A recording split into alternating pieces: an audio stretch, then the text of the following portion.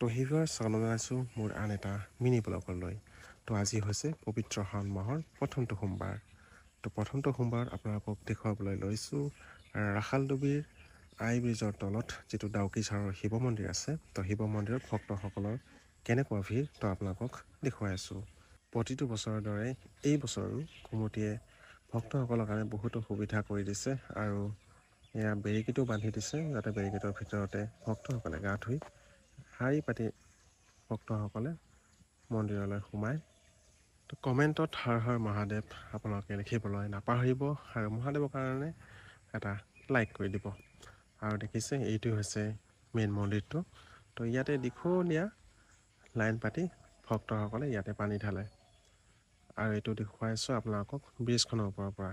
দেখিছে ইয়াত দোকান চোকান আদি কৰি গোটেই ভক্তসকলৰ গা ধোৱাৰ কাৰণে ব্যৱস্থা বেৰিকেড বান্ধি দিছে।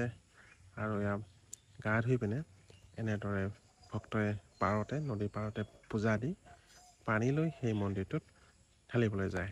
তো এইটো হৈছে মোৰ মিনি ব্লগছ। তো সম্পূৰ্ণ ভিডিঅ' চাবৰ কাৰণে মোৰ ইউটিউবত গৈ মোৰ চেনেলটো ছাবস্ক্ৰাইব কৰিবলৈ নাপাহৰিব। বাই।